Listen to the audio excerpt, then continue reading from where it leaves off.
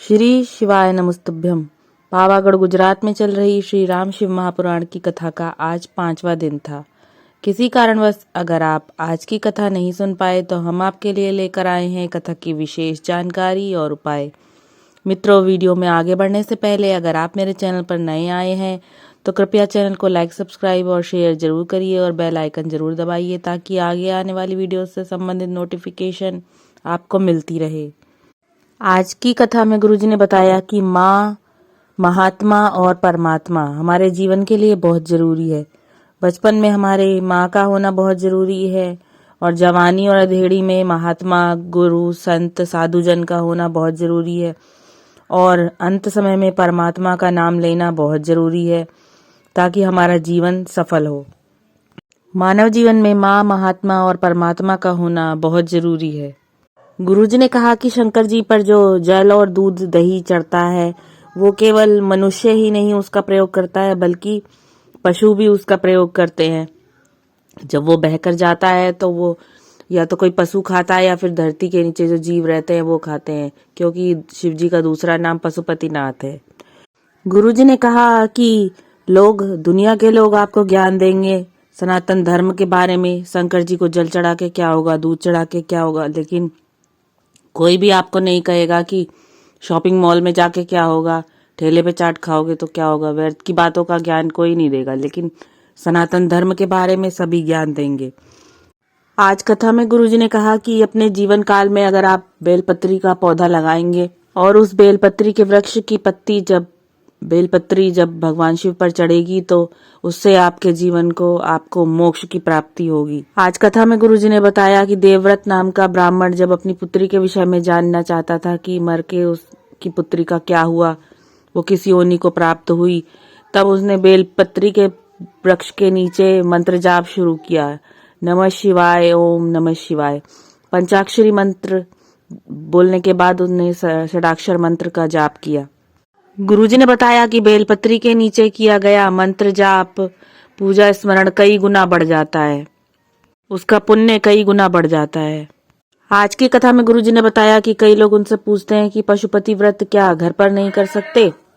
इसका उत्तर देते हुए गुरुजी ने बताया कि घर पर करने पर आपको ये समस्या आएगी कि 5 दीपक तो आप घर पर लगा लेंगे, लेकिन छठा दीपक जो आपको लगाना है वो आप कहाँ पर लगाएंगे। इसलिए मंदिर में करने को कहा जाता है पशुपति व्रत। और मंदिर का जो शिवलिंग होता है उसकी पूजा कई लोग करते हैं। घर पर जो हमारा शिवलिंग होता है उसकी पूजा या तो हम या तो फिर हमारे घर के सदस्य ही करते हैं, लेकिन मंदिर में जो शिवलिंग होता है उसकी पूजा जब तप बहुत लोग करते हैं तो उसका तप बल ज्यादा होता है घर के शिवलिंग से, मंदिर के शिवलिंग का। इसलिए पशुपति व्रत मंदिर में ही करना लाभकारी है। आज की कथा में गुरुजी ने बताया कि जब कोई आपका कार्य अटका हुआ है, नहीं हो रहा है, आप बहुत चाहते हैं कि हो जाए कार्य पर हो नहीं रहा है, उसके लिए उपाय, आप घर से 1 लोटा जल लेकर जाएं और सर्वप्रथम गणेश जी पर, फिर कार्तिकेय जी पर, अशोक सुंदरी माता पर और फिर माता पार्वती पर और शिव जी पर चढ़ाकर थोड़ा जल बचा लें और उस जल को बेलपत्री के वृक्ष के नीचे चढ़ाएं। इससे आपका अटका हुआ कार्य जो भी होगा वो पूरा हो जाएगा। आज की कथा में वैशाली जी का पत्र आया था। उन्होंने बताया कि उनकी बेटी मेघना की शादी को 5 साल हो गए थे लेकिन संतान नहीं थी। फिर उन्होंने अपनी बेटी को शिव महापुराण की कथा सुनने को कहा और पशुपति व्रत करने को कहा। उन्होंने शिव शंकर भगवान को जल चढ़ाया और पशुपति व्रत किया, आंकड़े की जड़ का उपाय भी किया और भगवान भोलेनाथ की कृपा से उनको संतान प्राप्ति हुई। आभार व्यक्त करने के लिए कथा पांडाल में आई थी। आज की कथा में गुलशन जी का पत्र आया था। उन्होंने कहा कि वह बड़ौदा के रहने वाले हैं। बाबा की कृपा का क्या वर्णन करें। उनके बेटे की आंख में समस्या हो गई थी, धीरे धीरे उनकी रोशनी जा रही थी। फिर किसी ने कहा कि शिव महापुराण की आप कथा सुनिए, शिव जी को जल चढ़ाइए और उस जल को अपने बच्चे को दीजिए। उन्होंने शिव जी को जल चढ़ाया और बेलपत्री चढ़ाई और अपने बच्चे को उस जल का आचमन कराया और बेलपत्री खिलाई और जल उनके नैनों में लगाया। भगवान भोलेनाथ की कृपा से धीरे धीरे बच्चे की आंखों की रोशनी वापस आ गई है और अब वो फिर से देखने लगा है। आभार व्यक्त करने के लिए कथा पांडाल में आए थे। उन्होंने बताया कि उनके नंदोई की तबीयत खराब हो गई थी और वो बाहर रहते हैं। भयंकर अटैक आया था उनके पति को। उन्होंने अपनी ननद को बताया भगवान शंकर को 1 लोटा जल चढ़ाने के लिए।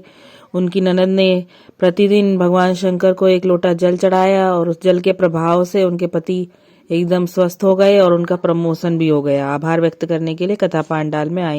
आज की कथा में गुरुजी ने बताया कि 3 फरवरी से उनकी आगामी कथा है, किंतु संतों के बुलावे के कारण उनको 2 दिन के लिए माघ मेले प्रयागराज में जाना पड़ेगा। 30 और 31 तारीख को माघ मेले में उनकी 2 दिवसीय शिव महापुराण की कथा होगी, त्रिवेणी शिव चर्चा होगी। सतवा बाबा प्रयागराज शाम 4 बजे से 7 बजे तक। उन्होंने आस्था चैनल से आग्रह किया है टीवी पर उस कथा का प्रसारण दिखाने के लिए, चर्चा का प्रसारण दिखाने के लिए। यदि आप प्रयागराज के आसपास रहते हो तो 30 और 31 तारीख को आप माघ मेले में जाकर शिव चर्चा, त्रिवेणी शिव चर्चा का आनंद ले सकते हैं। आज की कथा में गुरुजी ने बताया कि जब आप पर घोर संकट आ जाता है, आप बहुत परेशान हो जाते हैं, कोई मार्ग नहीं दिखाई देता कि क्या करें, तो आप शिवलिंग के सामने जाकर बैठ जाइए। शिव आप पर कृपा अवश्य करेंगे, कुछ न कुछ मार्ग अवश्य आपको दिखाएंगे। तो जब भी आप दुखी हो, आप परेशान हो, तो 2 क्षण आप शिवलिंग के पास जाकर जरूर बैठिए। शिव आप पर कृपा अवश्य करेंगे। आज की कथा में गुरुजी ने बताया कि जब आप जब तप साधना भजन करते हैं तो सबसे पहले जो है इंद्रलोक हिलता है और सबसे अंत में कैलाश लोक हिलता है। बेलपत्री के नीचे किया गया पूजन, स्मरण, ध्यान 33 कोटि बार गिना जाता है। तो जब भी आप परेशान हो, बेलपत्री के पेड़ के नीचे 2 क्षण आप ध्यान स्मरण जरूर करिए। आज की कथा में गुरुजी ने बताया कि 1 लोटा जल चढ़ाने से शिव जी पर विश्व में जितने यज्ञ होते हैं, कई प्रकार के यज्ञ होते हैं विश्व में, वो उसका पुण्य आपके खाते में चला जाता है। तो ये थी आज की कथा से जुड़ी विशेष जानकारी और उपाय।